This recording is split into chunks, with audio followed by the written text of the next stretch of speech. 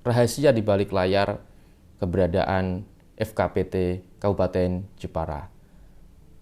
Ayo kita mulai. Apakah dalam pembentukan kepengurusan hanya bersifat politis, artinya bagi-bagi jabatan status saja?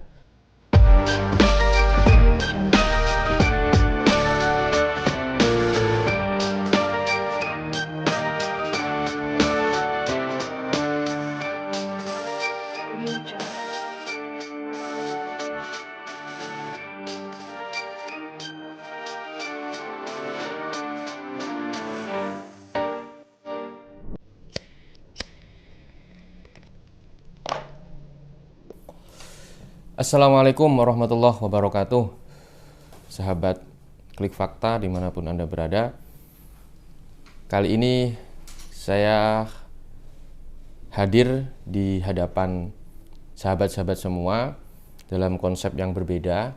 Kalau sebelumnya podcast kita dengan narasumber, tapi dalam episode kali ini saya sendirian akan mengulas berita yang ada di wilayah ruang lingkup media klikfakta.com.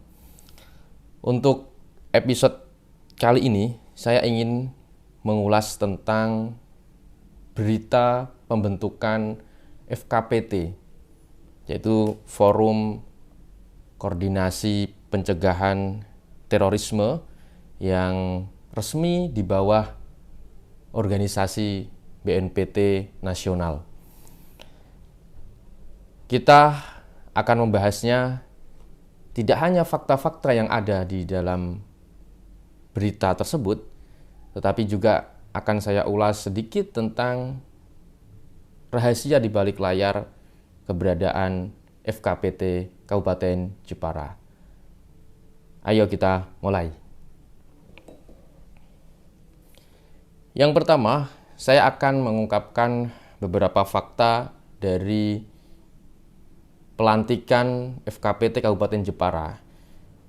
Fakta pertama adalah Jepara sebagai salah satu kabupaten yang memiliki kerawanan penyebaran paham-paham radikal, yang tentu saja itu adalah bibit daripada tindakan dan ancaman terorisme. Fakta kedua, FKPT Kabupaten Jepara sudah dilantik pada 21 Februari 2023 kemarin. Pelantikan dilaksanakan di Jakarta sekaligus acara Rakernas, Rapat Kerja Nasional BNPT RI Republik Indonesia. Ada beberapa pejabat dari Kabupaten Jepara yang turut hadir dalam pelantikan tersebut, seperti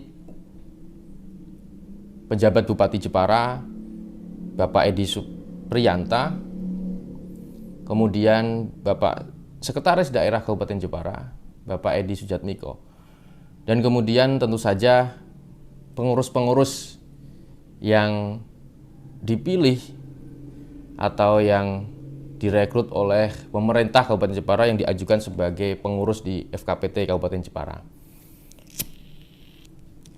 Saudara, sahabat-sahabat, itu beberapa fakta yang ada saat ini.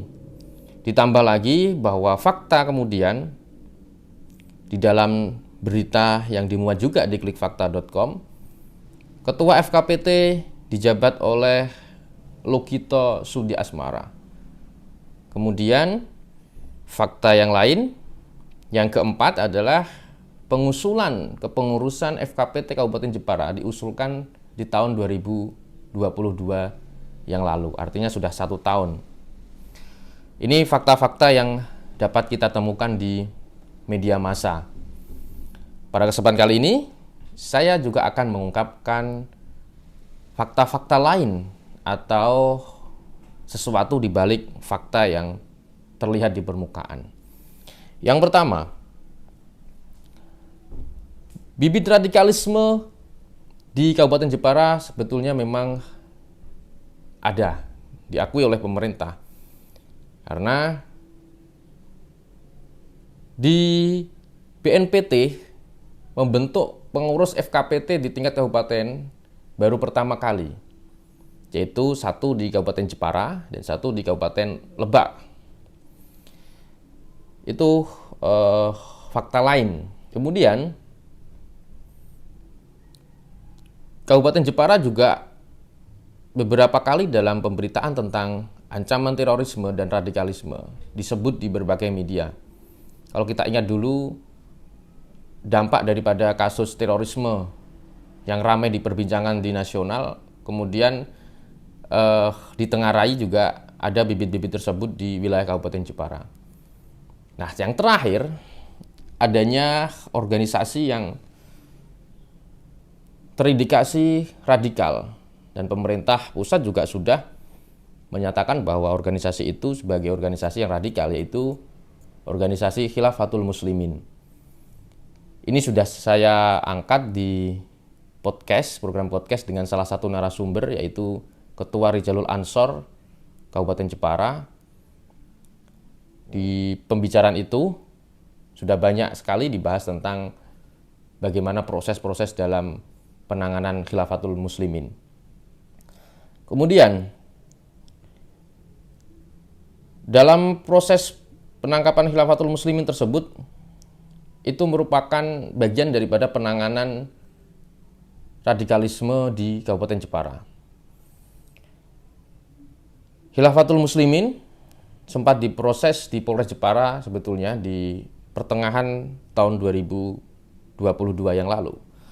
Ada pembongkaran plang, kemudian sejumlah tokoh di Khilafatul Muslimin Jepara itu dimediasi di Polres Jepara dan mendatangkan sejumlah tokoh. Dalam hal ini pada waktu itu adalah Ketua Majelis Ulama Indonesia, kemudian ada tokoh dari Rijalul Ansor juga, kemudian ada salah satu habaib yang juga turut hadir menjadi saksi di dalam mediasi bahwa para tokoh di Khilafatul Muslimin tersebut menyatakan bersedia untuk membubarkan organisasi tersebut. Nah, kemudian selang beberapa waktu kemudian ternyata ada indikasi organisasi tersebut masih aktif, ada indikasi. Kemudian dari pihak Polres Kabupaten Jepara melakukan penangkapan sejumlah tokoh di Khilafatul Muslimin tersebut. Nah, itu setelah ditangkap, kemudian pihak Polres melakukan upaya proses hukum. Di samping melakukan upaya proses hukum, kemudian meminta supaya ada pihak yang kemudian membina dari para terduga atau tersangka pidana dugaan terorisme, dilakukanlah pembinaan, kemudian menggandeng Rijalul Ansor Kabupaten Jepara untuk melakukan pembinaan terhadap para tersangka tindak pidana terorisme dan radikalisme tersebut. Proses pembinaan tersebut berjalan sekitar 3 bulan lamanya. Dalam waktu 1 pekan bisa dilaksanakan 2 hari atau 3 hari sekali atau 2 hari sekali, bahkan 3 kali maksud saya. 3 kali pelaksanaan pembinaan selama 3 bulan. Dalam proses itu terjadi dinamika-dinamika yang cukup panjang. Tentu saja adanya perdebatan, perbedaan pendapat, perbedaan pemikiran di dalam memahami tentang apa itu khilafah, apa itu hubungan antara negara dengan pemerintah, dan kemudian bagaimana pendapat yang berbeda itu kemudian diperdebatkan dengan tokoh yang membantu membina mereka, yaitu dari perwakilan atau ketua di jalur Ansor, dan akhirnya setelah 3 bulan, setelah beberapa kali pertemuan, mereka para tersangka tindak pidana terorisme atau radikalisme itu menyatakan kembali kepada Negara Kesatuan Republik Indonesia. Nah, itu bisa sahabat lihat di episode tentang akar daripada pemikiran khilafah dan juga rahasia Khilafatul Muslimin dibongkar di episode podcast di Klik Fakta. Nah, sahabat, itu beberapa kisah kemudian penanganan terorisme yang ada di Kabupaten Jepara. Nah, kemudian lalu yang menarik apa? Yang menarik adalah dari akhir-akhir daripada masa pembinaan para tersangka terduga terorisme atau paham radikal itu diadakan sebuah rapat antara pemberi atau pemateri dalam pembinaan, yaitu dari perwakilan Jalur Ansor, kemudian ada salah satu habaib, kemudian juga ada Ketua Majelis Ulama Indonesia, ada Kesbangpol, ada Kementerian Agama, dan tentu saja oleh Kapolres Jepara juga hadir di dalam rapat, kemudian memikirkan dan berencana untuk membentuk suatu organisasi pencegahan atau penanganan radikalisme, atau dalam istilahnya adalah deradikalisasi.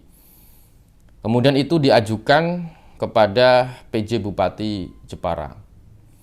Nah, menariknya di sini proses itu sudah dilalui, tapi kemudian muncul pelantikan FKPT itu adalah tidak ada satupun nama yang kemudian diajak dalam rapat yang difasilitasi oleh Polres Jepara. Nah, ini jadi hal yang menarik karena proses dari pencegahan dan penanganan radikalisme itu tadi saya ceritakan cukup panjang, tapi ternyata nama-nama yang ada di dalam pengurus FKPT itu didominasi oleh para pejabat, yaitu dari Kesbangpol Kabupaten Jepara. Ketuanya sendiri adalah Kepala Dinas atau Kepala Badan Kesbangpol Kabupaten Jepara, dan sekretarisnya adalah pejabat juga di dinas tersebut. Dan ada beberapa nama yang merupakan tokoh-tokoh di Kabupaten Jepara. Lantas pertanyaannya adalah, dari pengurus FKPT yang sudah dilantik tersebut, kenapa tidak memasukkan beberapa orang yang sudah terlibat di dalam penanganan dan juga pencegahan radikalisme? Kemudian yang kedua, ketika alasannya adalah susunan pengurusnya sudah diajukan setahun yang lalu, di tahun 2022, lalu mengapa nama-namanya berbeda dengan nama-nama yang diusulkan pertama kali di tahun 2022 yang lalu? Kita menunggu langkah apa yang akan dilakukan oleh pengurus FKPT Kabupaten Jepara. Apakah dalam pembentukan kepengurusan hanya bersifat politis, artinya bagi-bagi jabatan status saja, atau memang betul akan meningkatkan kinerja pencegahan dan juga penanganan deradikalisasi di wilayah Kabupaten Jepara. Salam hormat. Assalamualaikum warahmatullahi wabarakatuh.